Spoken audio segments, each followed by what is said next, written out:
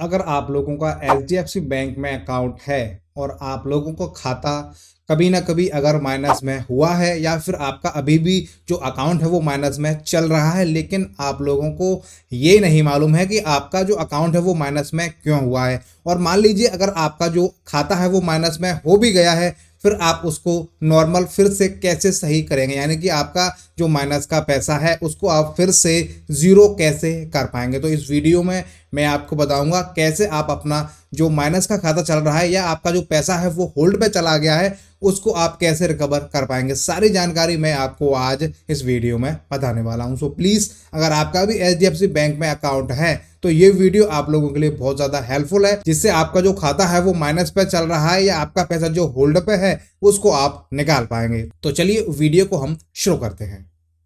देखिए मैं आपको बता दूं एचडीएफसी बैंक जो है वो खाता माइनस कब कब करती है वो मैं आपको यहाँ पे बता देता हूँ। देखिए जब भी हम लोग अपना जो अकाउंट ओपन करते हैं तो बैंक आपको पूरी जानकारी नहीं देता है। कभी कभी आपको जानकारी मिल भी जाती है लेकिन कभी कभी आपको नहीं भी मिलती। जब आप अपना अकाउंट ओपन करते हैं तो वहाँ पे आपसे बोला जाता है कि आप अपने खाते में आपको एक मिनिमम बैलेंस रखना होता है। 2,500 रुपये, 5,000 रुपये, 10,000 रुपये, 15,000 रुपये, यानी हर ब्रांच का अलग अलग यहाँ पे पैसा रखा जाता है। ठीक है, अगर आप उस पैसे को नहीं रखते हैं, मान लीजिए आपने 2-4 महीने अपने खाते में पैसा नहीं रखा, तो वो आपका जो खाता है वो माइनस में चला जाएगा। ठीक है, होगा क्या, 1,000, 1,500, 2,000 रुपये आपके खाते में माइनस में हो जाएंगे। अब आपको क्या करना पड़ेगा, ठीक है, अब जब कभी भी पैसा अकाउंट में डालेंगे तो वो पैसा वहां पे बराबर हो जाएगा। यानी कि अगर आपका खाता 1,500 माइनस में है और आपने 2,000 रुपये डाले तो 1,500 रुपये आपके कट जाएंगे और 500 रुपये ही केवल आप लोगों के बचेंगे। ठीक है, और इसके अलावा मान लीजिए आपने कोई लोन ले रखा है, आपने कोई क्रेडिट कार्ड ले रखा है, आपने कोई फाइनेंस करा रखा है, ठीक है, बैंक से, तो वहां पे अगर आप उसका पेमेंट नहीं करेंगे तो उस केस में भी आपका जो खाता है वो आपका यहाँ पे माइनस में हो जाता है। कभी कभी आपका जो एटीएम कार्ड है उसका जो साल का चार्ज होता है उसकी वजह से भी आपका खाता यहाँ पे माइनस में हो जाता है। अब मैं आपको बताऊंगा कि कौन कौन सी कंडीशन में आप अपना जो माइनस का पैसा है उसको आप वापस ले सकते हैं और कौन कौन सी कंडीशन में आप लोग नहीं ले पाएंगे। आपका जो एचडीएफसी का खाता है अगर उसमें आपने पैसा नहीं रखा है, कोई बैलेंस नहीं रखा है और आपका खाता अगर माइनस में हो गया है तो आप उस पैसे को वापस करा सकते हैं। उसके लिए आपको अपनी जो भी शाखा है वहाँ पे जो ब्रांच मैनेजर है उनसे आपको बोलना पड़ेगा कि ऐसे ऐसे मेरे साथ में प्रॉब्लम हो गई थी, आपका जो भी पैसा है माइनस में आप उसको मुझे रिवाइज कर दीजिए और आगे चल के मैं अपना जो अकाउंट है उसको नॉर्मल तरीके से इस्तेमाल करूंगा। तो वहाँ पे आपका जो माइनस का पैसा है वो आप लोगों को वहां से हट जाएगा और आपका जो अकाउंट है वो फिर से एक्टिवेट और नॉर्मल तरीके से आपका जीरो हो जाएगा। ठीक है, और अगर आपने कोई लोन ले रखा है, क्रेडिट कार्ड ले रखा है, कोई ईएमआई ले रखी है, फाइनेंस करा रखा है, तो आपका जो देखिए जो पैसा है जो बैंक काट लेता है, आप जब कभी भी उसका पेमेंट कर देंगे, ठीक है, जो भी है आपका ईएमआई वगैरह है, क्रेडिट कार्ड है, लोन है, उसका आप पेमेंट कर देंगे, आपका जो खाता है नॉर्मल है पहले जैसा हो जाएगा। मान लीजिए आपका जो क्रेडिट कार्ड है उसका 4,000 रुपए का पेमेंट है, अगर आप पेमेंट नहीं करेंगे तो बैंक है आपके खाते को 4,000 रुपए माइनस में कर देगा। और अगर आप उस पैसे को अपने खाते में डालते हैं मान लीजिए 5,000 रुपए,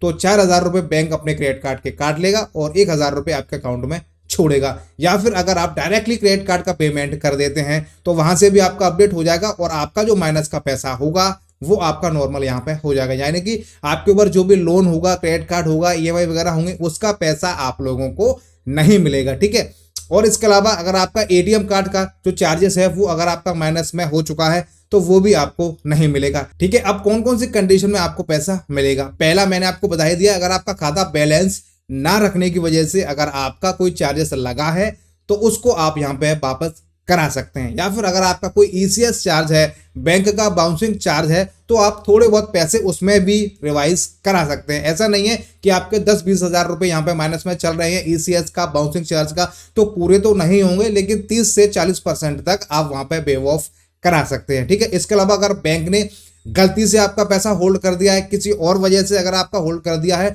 तो वो पैसा भी आप यहाँ पे बैंक में कंप्लेन करने के बाद आप लोग ले पाएंगे। लेकिन ये काम आप ऑनलाइन घर से मोबाइल से नहीं कर पाएंगे, उसके लिए आप लोगों को आपकी जो भी ब्रांच है नजदीक में वहां पर जाना होगा। ठीक है, इस तरीके से आप जो भी पैसा आपका होल्ड है माइनस में है वो आप ले पाएंगे। कई लोग ऐसे हैं वो कह रहे हैं कि हमारे पास क्रेडिट कार्ड भी नहीं है, हमने कोई लोन भी नहीं ले रखा है, लेकिन फिर भी हमारा जो अकाउंट है वो माइनस में चल रहा है। देखिए इस चीज़ को मैं तो नहीं बता सकता, उसके लिए आपको अपनी ब्रांच में जाना होगा, आपको उनसे पूछना होगा कि ये पैसा क्यों होल्ड पे है। अगर आपको लगता है कि इस कैटेगरी में से अगर आपका पैसा होल्ड किया हुआ है जो मैंने आपको बताया है, तो वो आप वहां पे वापस भी करा सकते हैं। और अगर आपका कोई लोन है, क्रेडिट कार्ड है, तो वो पैसा वापस नहीं होगा। यही एक कंडीशन है। इसी तरीके से आप अपने खाते को यहाँ पे एक्टिवेट करा सकते हैं और जो भी है उसको आप यहाँ पे नॉर्मल करा सकते हैं। और मान लीजिए अगर आपका खाता माइनस में चल रहा है, ठीक है, आपने मेंटेन नहीं किया है या आपका किसी और वजह से माइनस में चल रहा है, तो आप उस खाते को बंद भी करा सकते हैं। ऐसा नहीं है कि आपको वहां पे पेमेंट करना होगा, आपको एप्लीकेशन लिख के देनी होगी, सर ऐसे ऐसे मेरा खाता था, मैं उसको मेंटेन नहीं कर पाया, उस वजह से मेरा खाता यहाँ पे माइनस में हो गया है, तो वो मुझे यहाँ पे बंद करना है। तो आपका जो खाता है वो तुरंत के तुरंत आपका 1 से 2 दिन में बंद हो जाएगा। और आपको जो भी एटीएम कार्ड है, चेकबुक है, पासबुक है, वो आपको वहां पर बैंक में जमा करानी होंगी और आपका खाता इस तरीके से बंद भी हो सकता है। तो मैंने आपको आज इस वीडियो में बता दिया है, अगर आपका एचडीएफसी बैंक में अकाउंट है और वो खाता अगर आपका माइनस में चल रहा है, होल्ड पे आपका अमाउंट है, तो आप कैसे उस पैसे को नॉर्मल या वापस मंगा सकते हैं। सारी जानकारी मैंने आपको आज इस वीडियो में बता दी है। वीडियो देखने के बाद अगर आपको कुछ समझ में नहीं आता है, आपका कोई डाउट है, आपको कुछ पूछना है, आप हमें कमेंट कर सकते हैं। हम उम्मीद करते हैं वीडियो आपको काफ़ी पसंद आई होगी। वीडियो अगर आपको पसंद आई हो तो आप इस वीडियो को लाइक कीजिए, वीडियो को आप लोग ज़्यादा से ज़्यादा शेयर कीजिए। और अगर आप चैनल पर पहली बार आए हैं तो आप इस चैनल को सब्सक्राइब और फॉलो ज़रूर कीजिएगा। वीडियो देखने के लिए आप सभी का बहुत बहुत धन्यवाद।